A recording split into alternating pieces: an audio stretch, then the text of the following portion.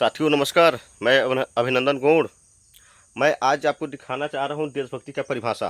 देशभक्ति का परिभाषा क्या हो सकता है, आज मैं इसे दिखाना चाहता हूँ। और यदि आप देखना चाहते हैं देशभक्ति की परिभाषा क्या होती है तो कृपया अपनी आईना उतार दें। यदि आप चश्मा पहने हो तो चश्मा उतार दें तो शायद अच्छी नज़र से देख पाएंगे कि देशभक्ति क्या होती है। आइए, जब 1947 में देश आज़ाद हुआ था, उसके बाद 1950 में पहली बार जब आम चुनाव हुआ, तो 1950 में आम चुनाव से लेकर और आज 2025 तक जब देश में आज ऐसी स्थिति उत्पन्न हो गई है, तब हर चुनाव में किसानों को लॉलीपॉप दिया गया, किसानों को प्राथमिकता में रखी गई। हर पार्टी अपनी घोषणा पत्र में किसानों के लिए कुछ न कुछ देने की वादा करती रही।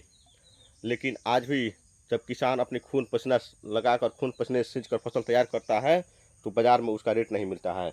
और ऊपर से रेट नहीं मिलता, फसल तैयार करने के टाइम पे बाज़ार में उर्वरक नहीं मिलता है, यूरिया नहीं मिलता है, खाद नहीं मिलता है। और उसके बाद भी जब किसान संघर्ष करके हार नहीं मानता है, फसल तैयार कर देता है, उसके बाद बाज़ार में खरीदार नहीं मिलता, रेट नहीं मिलता।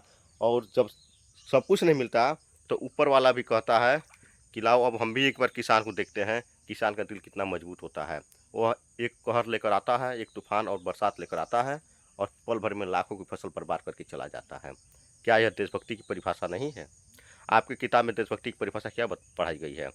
जो कथाकथित देशभक्त हमारे देश में आज खड़े हुए हैं, जो किसानों को, जब किसान आंदोलन चल रहा था तो उस समय किसानों को पाकिस्तानी, खालिस्तानी, दिहाड़ी मजदूर, न जाने क्या क्या उपमा दिया गया इस देश में किसानों के लिए। मुझे अफसोस है कि उन कथाकथित देशभक्तों की नज़र में देशभक्ति की परिभाषा क्या पढ़ाई गई है। उनकी नज़र में देशभक्ति क्या हो सकती है? केवल तिरंगा झंडा उठा लेना, किसी पार्टी विशेष का सिंबल उठा लेना, यह देशभक्ति होती है? नहीं, शायद उनकी पढ़ाई गई किताब में जो यह परिभाषा है ना, वह चैप्टर ही गलत है। मैं तो यही कहना चाहता हूँ। देशभक्ति यह हो सकती है मेरे भाई, जो खून पसीना से सींच कर अपनी फसल तैयार करता है, उसके बाद में रेट नहीं मिलती है, ऊपर से कुदरत की कहर गिरता है और फसल बर्बाद हो चलाता है। उसके बाद भी किसान किसी से ऊह तक नहीं बोलता है, किसी से किसान अपनी दर्द बता ही नहीं सकता है, क्योंकि किसान का दर्द का कोई दवा है ही नहीं है मेरे भाई।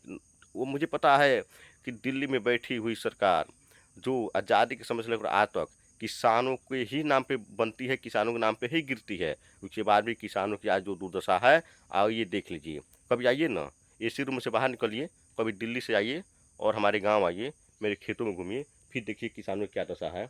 और फिर किसानों के नाम पे वोट बटोरिए, किसानों के नाम पे घोषणा पत्र बनाइए और चुनाव लड़िए। फिर देशभक्ति पता चलेगी देशभक्ति क्या होती है। जय हिंद।